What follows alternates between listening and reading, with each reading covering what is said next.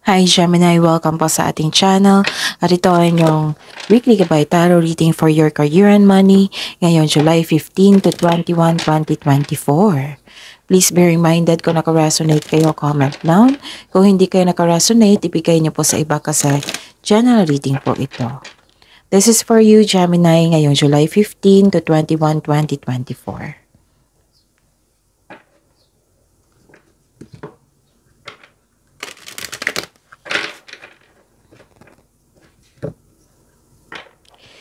Gamitin ang reading na ito bilang gabay lamang.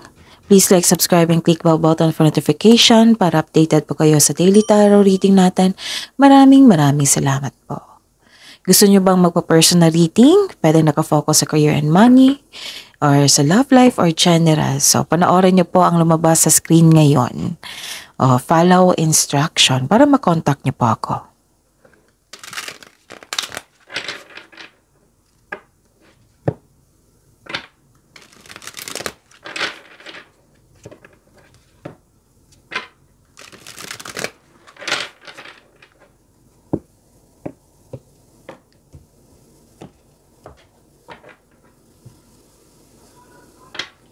Spirits Guide, mga ganap po. I need 3 cards, mga ganap po for this week sa career and money ni Gemini ngayon July 15 to 21, 2024. I need 3 cards po.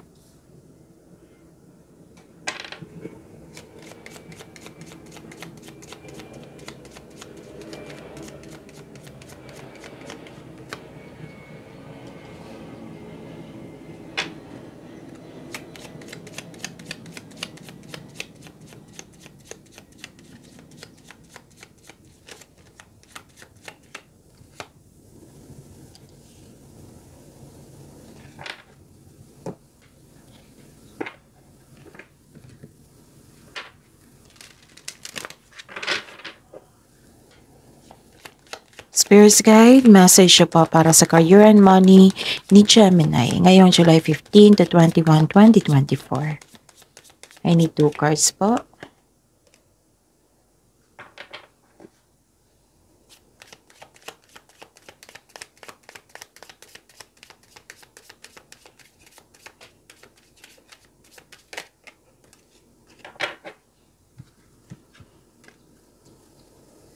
Okay. Gemini, ngayong week na ito, July 15 to 21, para sa inyong career and money, may nakita ko ditong inalagaan mo ng mabuti, yung kaperahan mo, ang inyong trabaho. Mahal na mahal mo yung career mo, ang inyong trabaho, inyong profesyon. Ang inyong naipon, alagang-alaga nyo. Pero may nakita ko ditong mag-ingat kayo sa taong mapaninlang. May masama siyang intensyon eh. 'Di ba sa career and money to? So nakipag-rival to sa iyo, kompetisyon. Tuso itong taong ito at mandaraya. So mag-ingat po sa kanya at huwag kayong magpa-distract sa kanya kasi gagawa siya ng paraan para ma-distract kayo. Okay? So anong gagawin mo, Gemini? 'Di ba? So huwag kayong magpa-distract lalo na't busy kayo. Okay? And nakikita ko naman, don't worry, kasi nakikita ko naman dito na binigyan ka ng blessings. Tapos, nagkaroon ng hope and healing. Yes, nagkaroon ng clarity. Na humihingi ka din ng guidance dito. Pwede na na-vision mo na yung goal mo na malapit na may ganap na. Ganon. And some of you nagre-research dito sa internet. Okay? Yun. So, ang importante, naka-receive ka ng blessings, nagkaroon ng clarity and hope and healing. Actually, marami kayong iniisip na ideas, which is blessings din ito, na gustong gawin. Ideas na gustong gawin. Marami kayong iniisip. Kailangan nyo lang magbalanse para hindi siya magkakaroon ng overthinking or overanalyzing. Kasi makukulong ka dyan eh. Kung nangyari na ito, kailangan nyo makawala dyan. Okay? So, yun. Ang mensahe po para sa inyo, resources. Be grateful for what you have and save something for the future. So, you need to save po para sa future. Use wisely and as needed. Okay? And independence. Manage money yourself. Puro pag-manage to, no? So, kakasabi ko lang na alagang-alaga yung kaperahan nyo. So, manage money yourself. Independence guarantees security. Don't depend on others. Yun.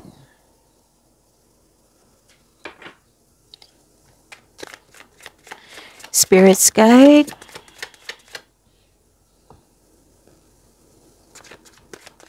Spirits guide. Energy po ni Gemini ngayong July 15 to 21, 2024.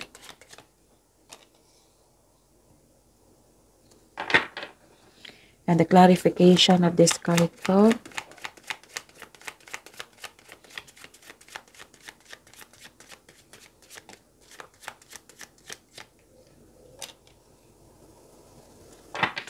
So, yun ha, daily reminder para hindi kayo malito, maguluhan. So, panoorin nyo po yung last 4 days kabay tarot reading nyo. Kahit weekly man yan, kahit monthly man yan, panoorin nyo. Basta sunod-sunod yung date. Like for example, napanood nyo ito July 15, panoorin nyo po 14, 13, 12, 11. Kung may nakita kayo, may narinig kayong repeating message, kailangan nyong bigyan niya ng atensyon. Okay? Kung maaari, bigyan ng solusyon at aksyon. Okay? And yun, napanood niyo na ba yung 6 months from now kabay tarot reading? Uploaded nung Thursday. Panoorin nyo kasi solong-solo yun ni Gemini. Ang ganda ng reading na yun kasi general. May love reading, may career and money. Okay? So, yun. Okay. So, what's your energy, Gemini? Nakita ko dito na may taong nagselos sa inyo. Pwedeng kayo ito ha, pwede din yung person na concern mo. Pwede din concern mo ito sa isang tao kasi may tao ditong nakipag-rival sa inyo, tuso, gano'n. May masamang intention sa inyo. So, may selos po, may taong self-centered, may tao rin dito na hindi binavalue ang kanyang trabaho, ang kanyang kaperahan, may nagsiselos o naiingit sa iyo. Kasi career and money to, right? Yan. Tungkol ito sa career and money nyo. Okay? So this card may be asking you na mag-open ka sa taong may issue sa iyo without worrying about being rejected or judged. Kung may tao talaga sa buhay mo dyan, na who has proven themselves na untrustworthy sila, better to have a healthy disconnection. Ingatan mo yung puso mo. Hindi naman masama yung mag-put ka ng boundaries, nag-iingat ka lang. Kasi ayaw mo na stress, right? Yun. Better to have boundaries. Huwag mong pansinin tong taong ito na walang magawa sa kanyang buhay. So, focus kayo sa inyong career and money. Patuloy nyo lang. Nainggit yan, I'm sure, kasi may ganap sa inyo na gusto niyang maabot din. Okay. Nagkaroon kayo ng divine inspiration, nagkaroon ng inner truth. So, this is the clarification of your card here na nagkaroon ng clarity. Nakareceive ka ng wisdom, nagkaroon ng solitude. Actually, gusto nyo mapag-isa dito para makapag-isip ng mabuti, para ma-re-energize ka. Kasi, pag wala kayong kausap, pag yung nakakulong ka lang kayo sa isang kwarto ba, basta mapag-isa kayo, ma-re-energize yung energy mo, tapos magiging okay na lahat. Makapag-isip ka ng mabuti. Ganun. So, yun. Ang ilan sa inyo, hindi takot mag-isa. Kasi gusto mo maglaan ng oras upang ikaw ay makapag-isip ng mag-isa. Soul-searching ika nga. You can restore your energy by spending time with yourself para pagbalik mo, you will feel your energy restored. So, kung naghahanap ka ng sagot sa mga katanungan mo, ang sabi po ng card, all life's answers are within you. Okay? Yun. At feel free yourself para makapag-isip ka ng maayos. Kung nais mo ng promotion or you're making business investment, hindi mo na kailangan ng pahintulot ng iba to move ahead. Okay? Actually, gusto mo yung Mas gusto mong magtrabaho mag-isa rather than in collaboration.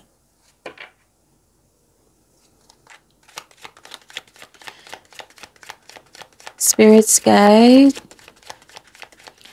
Possible blessings po na ma-receive ni Gemini ngayong July 15 to 21, 2024. Possible blessings na ma-receive. And the clarification of this card po.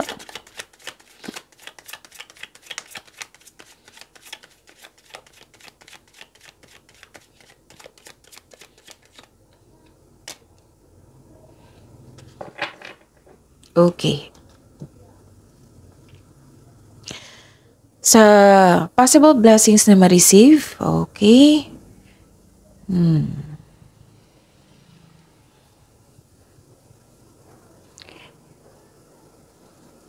Nako, may blockages. So, anong gawin nyo pag may blockages? Kailangan nyo ma-overcome to.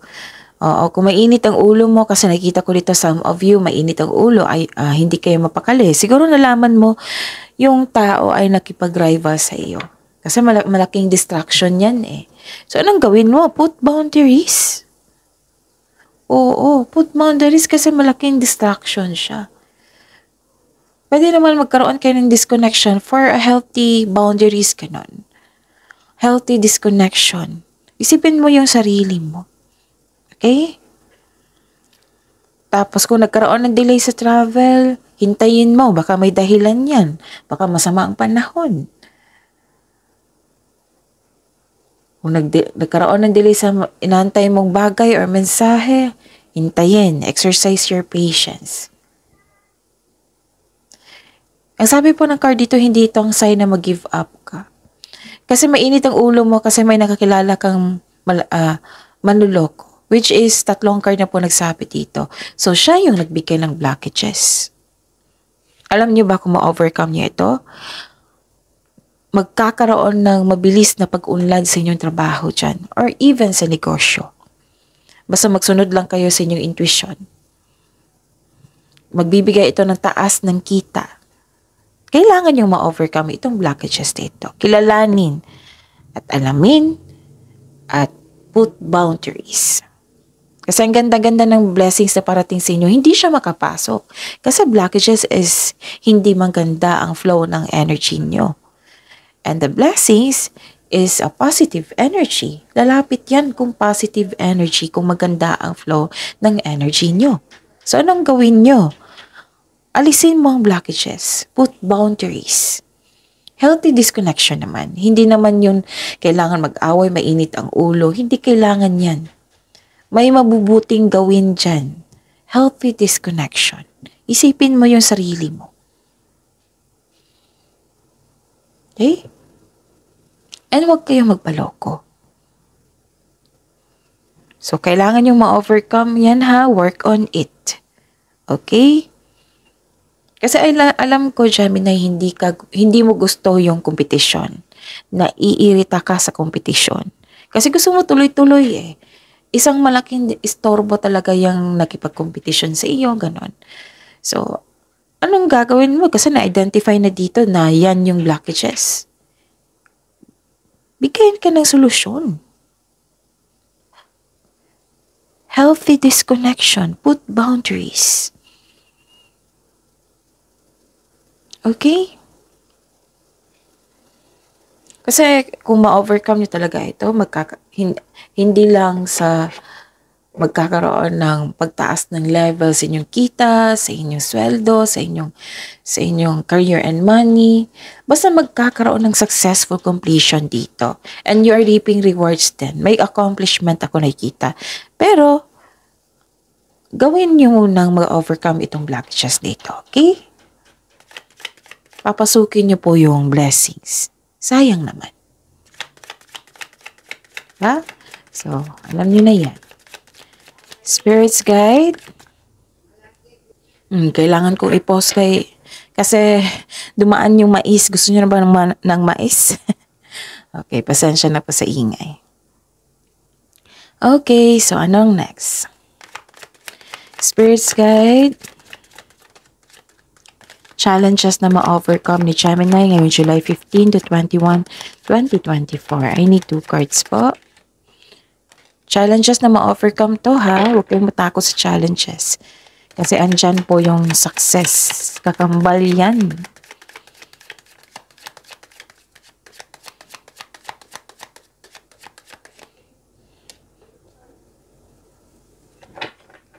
Okay.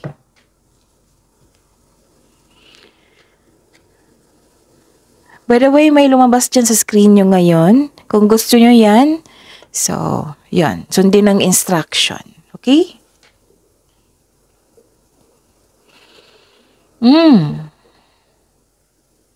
Yan. Di ba, mainit ang ulo mo dahil nalaman mo na may nakipag-competition sa inyo, may naiinggit or nagsaselo sa inyo. Hindi kayo nagkasundo.